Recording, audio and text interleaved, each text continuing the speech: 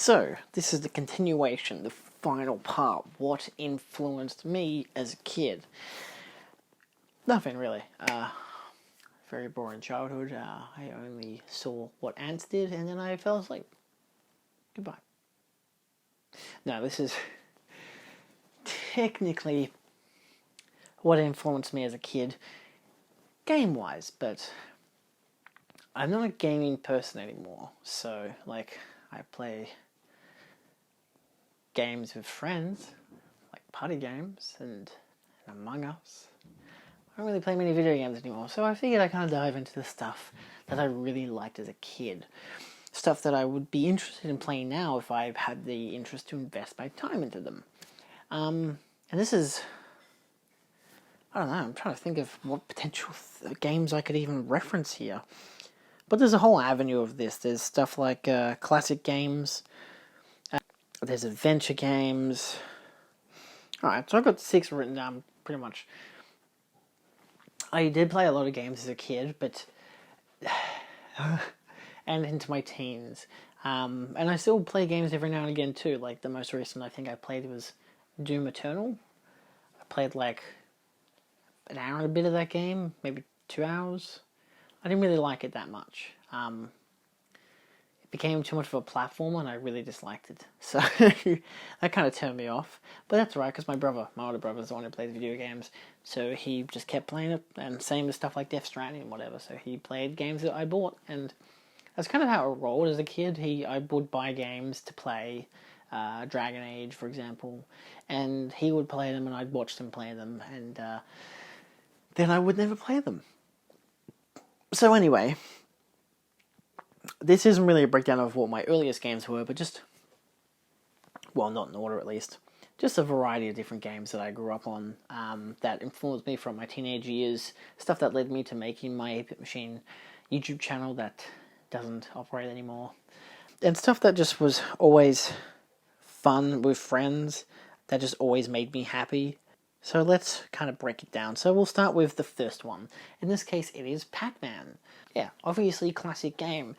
PacMan led me into, from like iOS versions of it to actual going to a games convention where they had the arcade machines. I had PC versions of it. I had all these different types of PacMan games. But like, it's a game that allows you to play, well, it doesn't really allow you, but it was like, the gateway drug into playing a lot of different arcade games and absolute classic games. And that's what I focused a lot of my time in my high school years, to playing a lot of classic arcade games and whatever, whether they were PC ROMs or whatever the fuck they were. And they were always fun, like, it was a simple thing. Go around and shoot aliens, or eat the dots, or, do whatever. But that evolved into stuff like Duke Nukem and whatever, so it in itself would keep evolving as platforms did. And, I didn't get a lot of classic consoles as a kid, but, I don't know, it was always fun. I've always enjoyed those kind of classic games, and if I ever had an arcade machine in my house, it would probably be Pac-Man, but it would probably be very expensive at the same time, so, yeah. Anyway, let's move on to more modern takes. Portal. Now, this was the game that kind of... it was introduced to me, obviously, through the orange box. And I was way behind when I bought it, obviously, well after... I think Portal 2 had already come out by the time I bought the orange box. And I played Portal first. I loved it. It's a game I've played a few times over. I can beat it in like 40 minutes because it's really easy. And of course it led me into Portal 2 and stuff like that. But this was like when I had my own personal computer. I had my laptop. I was able to play these games and kind of experience the stuff for myself. So it was kind of my real big moment to be able to explore narrative-based games, puzzle-solving games without the help of anyone else. Now, of course, with something like Portal 2, I would still ask for assistance because I'd be playing in high school, at school, with my friends, and they'd be helping me out for how to complete puzzles, and like I got to check all the Easter eggs, because they'd be like, oh, go into that room there, if you do this and do that, you can check out this Easter egg, like, help me dive into finding more Easter eggs in games, and obviously that's become a thing that I've always loved when it comes to Easter eggs. I still watch Easter egg videos to this day, because it's always fun to watch them. But then that, it's just, that kind of gaming changed how I play video games. Now, if there was a type of game I would still play, it would be that, but for the most part it's mostly party games and Mario Kart and stuff like that. But it's my favorite type of game, I think, the narrative-based one that's not overly cinematic. It gives a lot of wiggle room for the character and for the audience to just kind of explore and live in this world. It's very linear in its pathways, like something like Half-Life and Half-Life 2. I never really played much of the first one, but I have played Black Mesa, more of that than the original game. But I've played Half-Life 2, Episode 1 and Episode 2 as well. And that was just kind of its own thing as well, where it's a focused story, you've got a particular world that you're in, and it's just... It was always confusing when I played them, because I didn't know the story. I never played the original Half-Life, but I appreciated the nods to Portal and the Portal 2. And of course then Portal 2 came along, and it was just a whole other thing.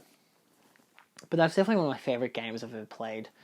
It's just always fun, it's simple, easy to play, and it's always welcoming to come back to.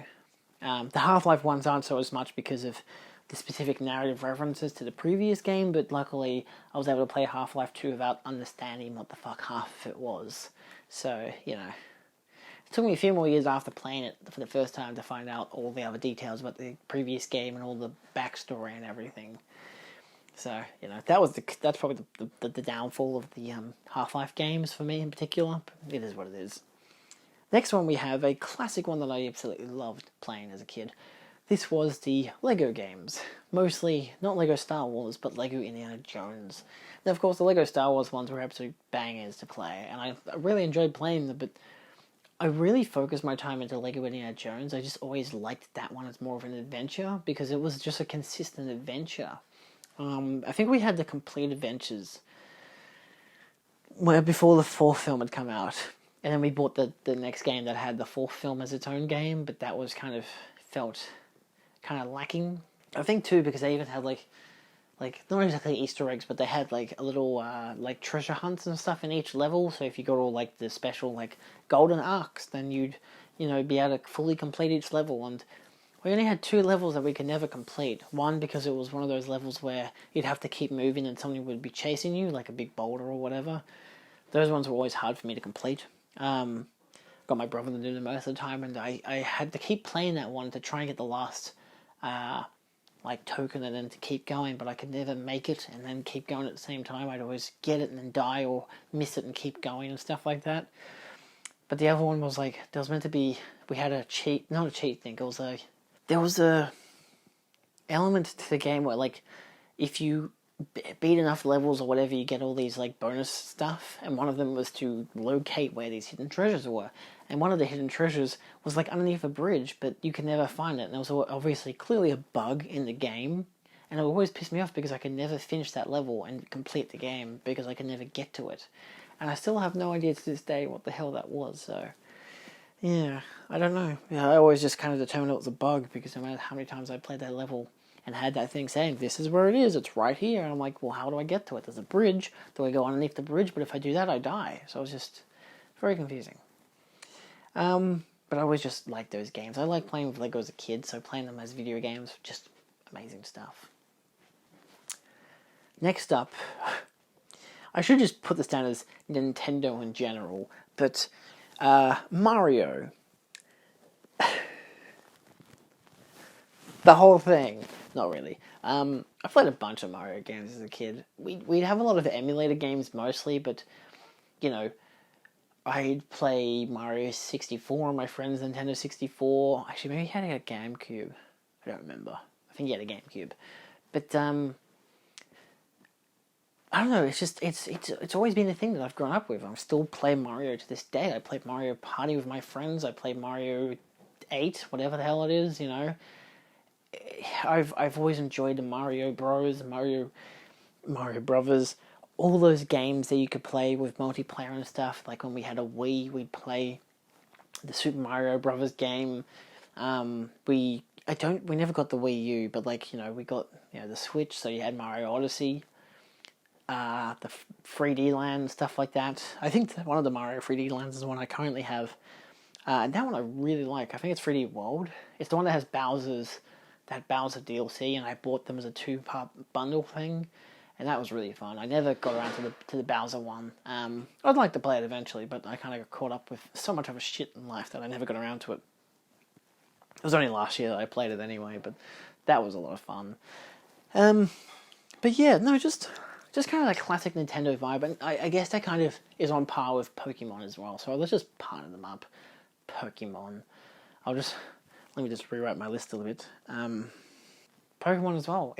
I know this is a very obvious thing because Nintendo is a thing that a lot of people have grown up with in the past 30 years since like Pokemon Silver and Yellow and all that shit came out. I grew up in particular with Leaf Green and Fire Red. I played the Leaf Green. My brother had Fire Red.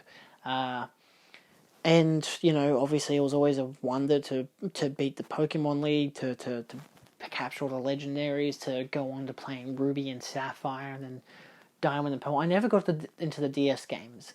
I pretty much stuck with the Game Boy Advance games. But my favourite one was still Mystery Dungeon Red Rescue Team. My brother had the DS game, and he had it in like the R4 chip, so he could use cheats to get all the Pokemon. And I burnt my ass off getting all of the Pokemon. The only ones I didn't get were Jirachi and Celebi, because you had to start from like level 1, and you had to work all the way up to like, I think level 100 or some shit, but you had to be really strong. And if you weren't strong enough by the time you got to the 5th like room, then you'd lose very quickly. And it always sucked, because that's the one that you got to take a lot more time into it. You got to level up as much as you can in each level, in each floor, just battle every single enemy. And that was almost impossible. I could never do it, so I never finished it, whereas my brother was able to use cheats to get them. So that was always disappointing for me. But my major plus in that was, outside of the team members you had and whatever, was getting Mew, which, again, shitty Pokemon in terms of to use it as a Pokemon. But the Mew was a thing where you'd have like a music box, and I think if you played the music box, then at some stage later in on level whatever, a later floor, there's like maybe 100 floors to this building or whatever the fuck. And once you got to like between number 60 and number 80, you'd have the chance to find Mew. But if you didn't find it, it would disappear. You would never find it, and you'd have to go back and do it all over again. I can't remember if the music box was necessary. I'm pretty sure it was, to try and activate it. But I always didn't know if you use the music box and it would actually tell me to go away, or if you use the music box and it would encourage me to show up. I don't remember. But I know that I found Mew one day. There's so many days where I found Mew, and I'd kill it, and it would die. Now that was annoying. But then one time I just killed it, and it just came back to life and was like, hey, I should join your team. And I was like, that was like that on par with meeting what's that blue flying Pokemon in Red and Ruby? It's funny because even in those games I was never able to. I think it took me a long time to figure out how to get the Regirock, Regice, and Registeel Pokemon. Latios. Yeah, so there was 2 ways to find the Latios and Latias Pokemons. I was in the Ruby AM, so it was Latios. There was a thing, there was 2 methods to find it. One was you could find it by going to an island, which I've literally just learned about now. But the other one was you beat the Pokemon League, and they would just roam around the place. And of course, if you watched the TV, it would say, "Oh, we've received news of these flying Pokemon in the Hoenn region locales and whatever." I didn't know what the hell it was. I played the games. I didn't know what the hell they were. Never heard of them before. And it got to a stage where I was just kind of surfing in the ocean at one stage, and I just happened to meet up with Latios, and I didn't know what to do. So immediately I closed the Game Boy, put it on charge, because I think I was sick that day, so I stayed at home, and I waited for my brothers to get home. And when my older brother got home, I was like, what the hell is this? What do I do? And they just said, oh, well, you got to try and catch it, because we found out it was a legendary. So I hit it with a move, but then it fled immediately, so because it was the kind of Pokemon where you had to discombobulate it and then throw a Pokeball at it, or like a Master Ball, like try to catch it immediately. And when it flew away, I was like, what the hell just happened? And then I found out that it was the kind of Pokemon that would pop up on your map. So you could go to the area and try to find it. And it would be the kind of thing of if you got to an area, it would move to a different area, and you'd have to do it in a way that it would land in the same area as you. You'd have to find it either in the grass or in the water, and then you'd have to try and catch it either immediately or try to use a move that would make it go to sleep. So I didn't have many Pokemon that would allow it to go to sleep, or not enough higher level Pokemon, so it was just consistently throw Ultra Balls at it until it would catch, and then I caught it one day. See? Childhood experiences. Nintendo. The next one I have is probably my favourite game of all time. This was a game that I've played a few times now. I think I only played it once on the PS4. I played it like twice on Xbox. I'd gotten an Xbox 360 for Christmas, and my friend in high school was like, hey, here's some free video games. And he gave me Bioshock, because he really wanted me to play it so I could, go through the narrative, explore the twists and stuff like that. It took me forever to get through it. It took me 3 or 4 months to play it, because I didn't play very often, but I always wanted to, so I finally got to it, finally finished it. We were so happy. We all collectively were able to talk about it, and it was great. And then I bought the second game, and my friend was like, oh, I actually had the second game. I could have given that to you as well. Same as Infinite. I think I bought Infinite myself. I can't remember, because I think he hadn't finished it when I bought it, because it hadn't come out by that stage. But I really love those games. I don't care much for Infinite. I've only played it the one time. I didn't get it. I didn't understand it when I played it, so I just never played it again. But I really liked the first and second game. And then a few years later, I would buy the DLC for Minerva's Den. And it's like a half an hour long DLC. But I played almost all of it. And then I stopped playing. And months later, I went back to finish it. And I didn't know what the story was by that stage because I'd forgotten.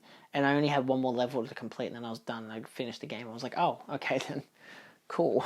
I didn't even know what the hell I was doing by that stage because I couldn't remember what the buttons were and all that kind of stuff. Because again, I wasn't consistently playing video games, so I wasn't always able to remember how each game worked. But yeah, that I love the vibe of that one, the atmosphere, the Big Daddy, everything. There's so many creatures in it, the world, the rapture. It's just fucking beautiful. Next one is just one that's just a classic in terms of me and my mates having some fun. Gary's Mod, because Steam became huge when I was in high school. It was already pretty big, obviously, but we got into it, and online gaming wasn't really a thing that I really did until we got slightly better internet, because we had dial-up for a long time, and then we had an internet that was 15 gigabytes a month. Yikes! And then we got to, I think it was maybe 2015 period. We got unlimited internet, but it was still if you use 100 gigabytes, it'll slow down a lot. And we got to doing that, played online gaming, Gary's Mod all the time, to the point that I made a lot of my 8-bit machine videos from Gary's Mod. And yeah, that's what taught me to make videos in the future and stuff like that. So it's, developed for me personally to where I am now mostly because of Gary's Mod, let's be honest. But yeah, Gary's Mod of Minecraft, which is my next one. Minecraft. Now, these two are very similar in terms of how they've affected me. I played Gary's Mod because my friends had Steam, so we all played Gary's Mod and whatever. And by that stage, I had been playing Half-Life and Portal and more Valve games and whatever. And it got to the point where I had already been playing Minecraft for a long time. I'd been playing it since 2011. When I first got to high school in 2011, my friend I always thought it was a bootleg copy. It was the alpha version of the game on a USB. And someone every day always had the alpha version on a USB. And either you just brought your own USB, because USBs were huge in high school. Buy a USB. Put all your stuff on it. It's great. And I'd end up buying... I didn't buy Minecraft till a few years later when it became an official game or whatever. And I still own it and everything. It's fun to play every now and again. But yeah, I just remember those days where we'd have our lunch breaks and we'd grab out our USBs, go in the library, plug in the USBs, turn the computers on, and just play alpha, and we didn't connect with each other. You know, we never got to play with each other. It was just simply we just made our own worlds, and it was never make a save file or whatever. It was just kind of activate the cheat codes, because I don't remember if it was cheat codes or if it was creative mode. I don't remember, but I think it was a cheat code. We had a little program that allowed us to spawn in a game with like all the diamond armor and everything, and it just had all this stuff that we could program into the game, so we didn't have to mine it and whatever, because we never really played the game properly because we never had the time to. And so I still would do that. I'd go home and use that same tool, but then I eventually learned to just, hey, it's just more fun if you just play the game like you're meant to.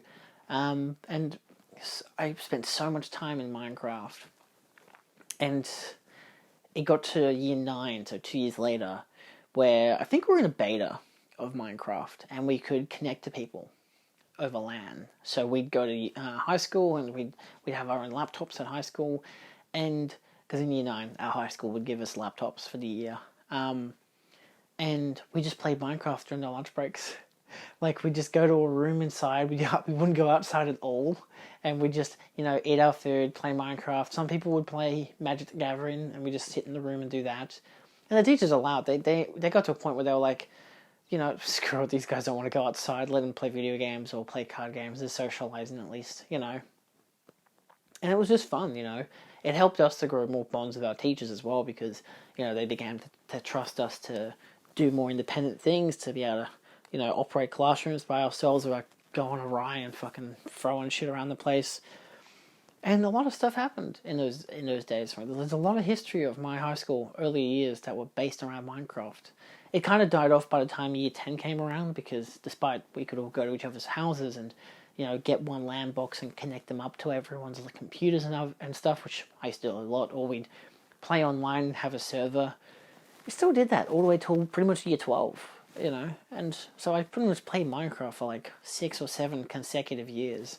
I played at my other friends' places, from other old primary school friends I'd hang out with. We'd play Minecraft. Yeah, it was always fun, The next one we have is Grand Theft Auto San Andreas. I got into playing the Grand Theft Auto games just pretty much I played one on PSP because my uncle had a PSP, so we played that on a handheld. It's great. But he had a PlayStation 2 and gave us it with a whole bunch of games, including San Andreas. He doesn't even play it anymore, so I don't know why the hell we gave it back to him. But he went to Canada for a few years. So we had that console for 4 to 5 years, and it was the best time. We were in high school, we had what was notoriously known as the best console ever, and Grand Theft Auto was our go-to game. We had memory cards, so we had the saved files of the whole entire completed game, so we could just go everywhere. We could blow everything up. We could make our own individual save files, so we'd have, you want to go to that game world where you're just killing everything and blowing everything up and whatever, and using those cheat codes and just destroying everything. Cool. And then you get to the point where you wouldn't even save it. You just quit and just leave it and then go back and start all over again. Or you'd go and try to finish the storyline, but it was already mostly done, so it didn't really matter. Or you'd try just playing the story from start to end without the save card. But still with cheats, because why not? I still never played those storylines. That's why I never got into Grand Theft Auto 5. San Andreas always felt like a bigger world to me, and I think it still is. I know that they probably say that Grand Theft Auto 5 has a bigger map, but I don't know. There's San Andreas just had an interactivity that, for me, that just was perfect. I think just having the 3 different islands, each area had so much. It wasn't just one big city and another big city. It was 3 cities, one like Las Vegas. You had the desert. You had all these barren regions with just empty areas. Fun ass cars, great music, cool weapons. It's a top tier game. I'd love to play that again. That's one I've got huge nostalgia for. Next up I have Age of Empires. This is my second to last of the list, number 9 out of 10. Age of Empires was a game that taught me history. I had that in Age of Mythology. We used to play these games all the time. I don't think I ever played Age of Empires 2. I played parts of it, but not much. Mostly just the multiplayer.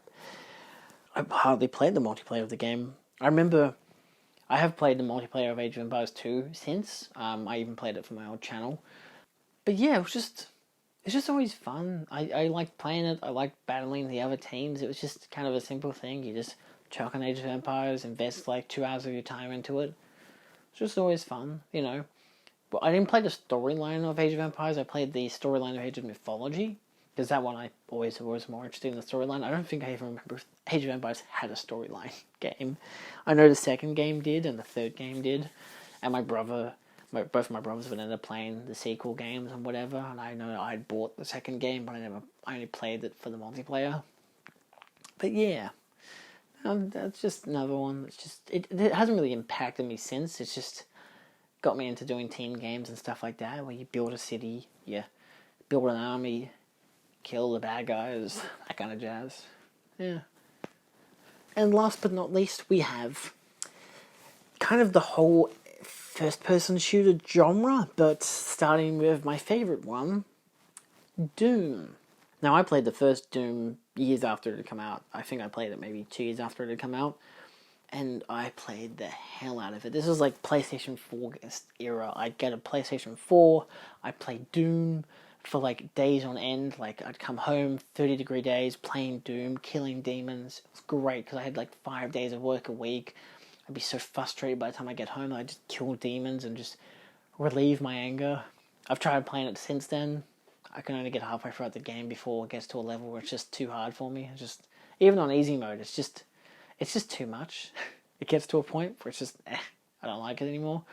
But yeah, I was even keen to play the second one, but again, like I said earlier, it became a platformer. I didn't dig that. I didn't like the platforming elements of it. I don't like platformers to begin with. Like, some, sure, if it's like Mario, but I don't know. I don't like most platformers. I know, like, stuff like Portal arguably is a platformer and stuff like that, but I don't know. Like, but I like first-person shooters, obviously, when you're just your gun, shooting aliens.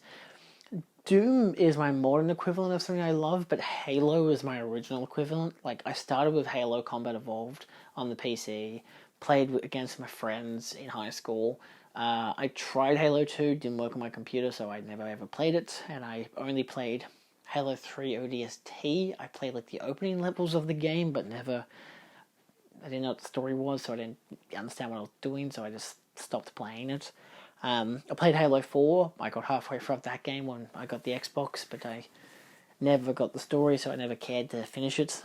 I never played any more Halo games after that. I played all of Reach, because I loved the Reach. Reach and Halo 3 ODST, I played that with my brother. But Reach and the original Halo, I'd play, and even Halo 4, just for the multiplayer, I'd play against my mates. And there'd be just times where, just summer break, go over to my mate's place, like, I just ride my bike there, take 10-15 minutes to get there. And we just sit in his room and play Halo all day. And it was great, but there's like Call of Duty as well. I'd be playing a lot of that. Mostly, again, just for the playing with friends. I played the campaign of those games because I could. But I didn't care much for the multiplayer of online people or whatever.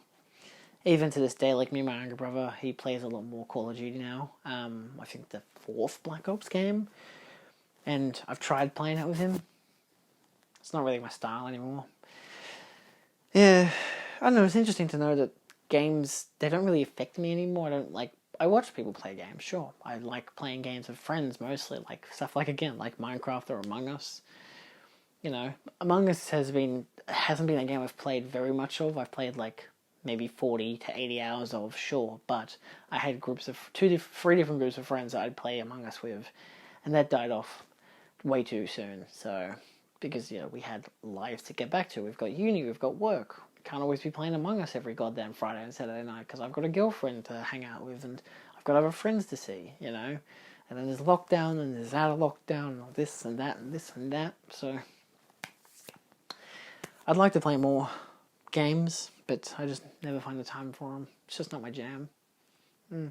It's a disappointing thing for me because I've always loved video games, and I'll always love video games. But yeah, I just don't always appeal to me. So there's so many games that people are consistently talking about, whether it's stuff like The Last of Us or Yakuza or Metal Gear Solid, and I just don't care to play them, you know. I like the idea of playing them, but I never do, because I never have the time to, and I don't want to waste $70 on a game I'm only going to play it for 5 minutes and then not play it again, and like, I know myself well enough these days that I don't play video games anymore, you know.